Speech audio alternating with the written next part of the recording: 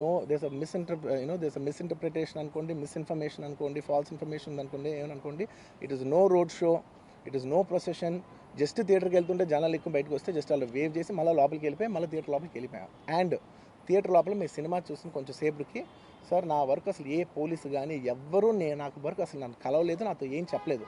నాకు చెప్పిందల్లా అది పైగా మా మేనేజ్మెంట్ సైడ్ నుంచి వాళ్ళు మా వాళ్ళు వచ్చి చెప్పింది ఏంటంటే, సార్ బయట ఓవర్ క్రౌడ్ అవుతుంది, మీరు దయచేసి వెళ్ళిపోండి అని చెప్పారు. వాళ్ళ పోలీసు వాళ్ళందరూ బయట చాలామందికి ప్రాబ్లం అవుతుంది సార్, ఓవర్ క్రౌడ్ అవుతుంది, మీరు వెళ్ళిపోండి అంటే నేను వెళ్ళిపోయా. సినిమా స్టార్ట్ అయిన కొంచెంసేపు నేను వెళ్ళిపోయా. నేను మా వైఫ్ అందరూ మేము బయటకు వచ్చాం అంతే. నాకు అసలు ఆ తర్వాత నెక్స్ట్ డే నాకు తెలిసింది ఒక లేడీ ఇలా ఉందంట, కళ్ళు తిరిగి పడిపోయిందంట, ఆ తర్వాత ఆవిడ పాపం చనిపోయిందంట, ఇలా ఒక కిడ్ ఉన్నాడు అంటే నేను షాక్లో గురయ్యా. అంటే నాకు తెలియదు అసలు, నెక్స్ట్ డే వరకు నాకు అసలు తెలియదు. I had no idea. ఎందుకంటే నేను నా పిల్లోనే పక్కన పెట్టుకున్నా, నా వైఫ్, నా కొడుకు, నా కూతురు థియేటర్లోనే ఉన్నారు. నాకు తెలియదు. నిజంగా అలా జరుగుండుంటే, నాకు తెలుసుండుంటే నేను వాళ్ళు తీసుకుని వెళ్ళిపోతాను కదా, మినిమం కదా. ఎవరైనా వాళ్ళ పిల్లలు వాళ్ళు తీసుకుని వెళ్ళిపోతారు కదా. నాకు తెలియని కూడా తెలియదు. సరే పిల్లలు వాళ్ళు చూసుకుంటారు, మనం వెళ్ళిపోతే క్రౌడ్ క్లియర్ అయిపోతే, ప్రాబ్లమ్ సాల్వ్ అయిపోతే నేను వదిలేసి వెళ్ళిపోయా. అలాంటిది నాకు తెలిసి కూడా నేను సినిమా చూస్తూ ఉన్నాను, ఇలాంటి ఫాల్స్ అలిగేషన్స్ వస్తే చాలా బాధ వేస్తుంది. పిల్లలు ఉన్నారు సార్, పిల్లలు వదిలేసి వెళ్ళిపోతాను నేను. నా పిల్లలు అంటే ఎంత ఇష్టం తెలుసు, ఎవరైనా ఉంటారు కదా, తీసుకుని వెళ్ళిపోతారు కదా. అలాంటి నాకు క్లూ కూడా లేదు. నేను ఇంటికి వెళ్ళిపోయిన తర్వాత నేను వెళ్ళిపోయిన నెక్స్ట్ డే నాకు మార్నింగ్ తెలిసి ఇలా చనిపోయారంటే షాక్ అయ్యాను నేను. షాక్ అయ్యి ఇమీడియట్గా నేను బాస్కు ఫోన్ చేశాను, మా బన్నీవాస్కి ఫోన్ చేసి, బాస్కు ఇమీడియట్గా హాస్పిటల్కి వెళ్ళి వాళ్ళని కలువు, నేను వస్తానంటే సార్ నేను మొత్తం అక్కడ వెళ్ళి సెట్ చేసి వస్తాను, వాళ్ళందరూ ఎమోషనల్గా ఎలా ఉన్నారు ఏంటో మనం ఫస్ట్ చెక్ చేసుకున్న తర్వాత మీరు దిగాలి, ఒక నిమిషం ఆగండి సార్. వెళ్ళిపోయి తర్వాత వాసు నేను వస్తానంటే, సార్ మీరు రావద్దు ప్లీజ్, దయచేసి మీరు హాస్పిటల్ రావద్దు, ఇక్కడికి గందరగోళం అయిపోద్ది, నిన్న నైట్ మీరు థియేటర్కి వెళ్ళారు, ఇష్యూ అయింది, చాలా ప్రాబ్లం అయింది, ఇప్పుడు మీరు హాస్పిటల్కి వచ్చి మళ్ళీ ప్రాబ్లం అయితే మాత్రం సార్ చాలా ప్రాబ్లం అవుతుంది సార్, నేనే వాళ్ళని కొంచెం వాళ్ళ రిచువల్స్ అవన్నీ అయిపోయిన తర్వాత మీ దగ్గర తీసుకొస్తానని చెప్పాడు.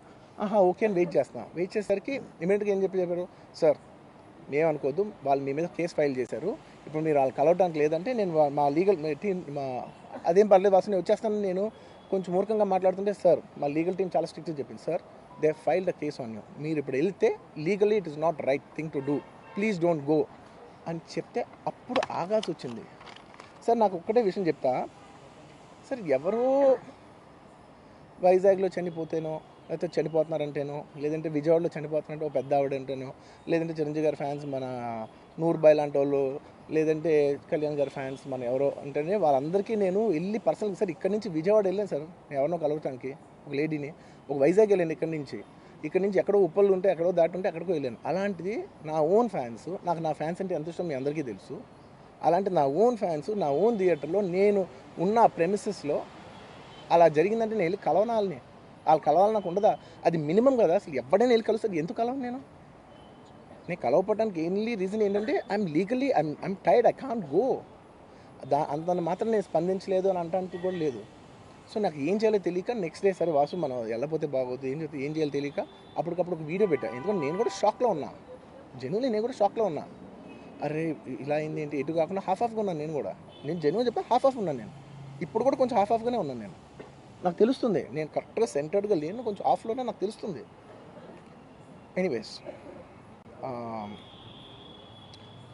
నెక్స్ట్ డే ఒక వీడియో పెట్టా, సరే to at least show that I'm there. It's not even about the money, అంటే it is just money is just gestures to show that I'm willing to do something అని చెప్పడం కోసం. ఆ తర్వాత మేము ఏం చేయొచ్చు ఆ తర్వాత మేము అన్ని సెలబ్రేషన్స్ క్యాన్సిల్ చేసాం. వద్దు అసలు వాళ్ళకి అలా ఉంటే మనం ఎలా సెలబ్రేట్ చేస్తాం, మొత్తం అన్ని క్యాన్సిల్. పెద్ద ఫంక్షన్స్ అక్కడ కర్ణాటకలో అక్కడ ఇక్కడ పెద్దగా చేద్దాం అనుకున్నాం. వద్దులే ఇంకా దీని తర్వాత అన్నీ షట్ చేసానని చెప్పేసి ఇంకా నా ప్రయత్నంలో నేను ఏం చేశానంటే, డాడీ మీరు వెళ్ళి కలవంటే ఆయన కూడా కలవకూడదు అన్నారు. ఓకే ఒక స్పెషల్ పర్మిషన్ పెట్టి నువ్వు వెళ్ళు, పోనీ మా ఫాదర్ ఇన్లా పంపించండి, లేదంటే సుకుమార్ గారు పంపించండి, లేకపోతే వాళ్ళ వైఫ్ని పంపించండి, లేకపోతే ప్రొడ్యూసర్స్ పంపించండి, బన్నీవాసం పంపించండి. ఇలా ఎప్పటికప్పుడు అప్డేట్ తెచ్చుకుంటున్నాను to know what is happening with the kid. అంతే తప్ప నేను అసలు ఏం కేర్ చేయట్లేదు. ఇలా కొన్ని ఫాల్స్ ఎలిగేషన్స్, క్యారెక్టర్ అసాసినేషన్ మాటలు వచ్చినప్పుడు మాత్రం చాలా బాధ వేస్తుంది. నేను ఎన్నైనా తీసుకోగలను, నన్ను నమ్మండి, మీ అందరూ తెలుసు ఐఎమ్ స్ట్రాంగ్ పర్సన్, నేను చాలా ఫేస్ చేస్తాను, నేను తీసుకోగలను, నేను తట్టుకోగలను. కానీ ఇలాంటి అన్నప్పుడు మాత్రం ఇంత లో పాయింట్లో, ఇట్స్ జెన్యున్లీ లో పాయింట్, నాకు జెన్యున్లీ ఇట్స్ అ లో పాయింట్.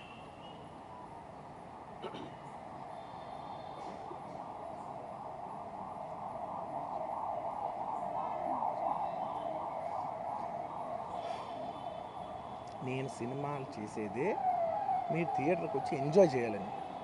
అలాంటి థియేటర్లు ఇంత మిస్హాప్ అయితే ఎంత బాధపడతాను నేను. Yeah sorry anyways what I wanted to say, okay ఒక నిమిషం, what I wanted to say is it's a very unfortunate accident, and also genuinely I'm a believer in అంటే బయటే కాదు, generally me as a person ఇలాంటిది ఒకటి జరిగినప్పుడు ఏదో media కోసం ఇంకోళ్ళ కోసం నేను సుకుమార్ గారు చాలాసార్లు మాట్లాడుకున్నాం, దానికి మనం ఏం చేయొచ్చు, నేను ఒక మంచి అమౌంట్, పెద్ద అమౌంట్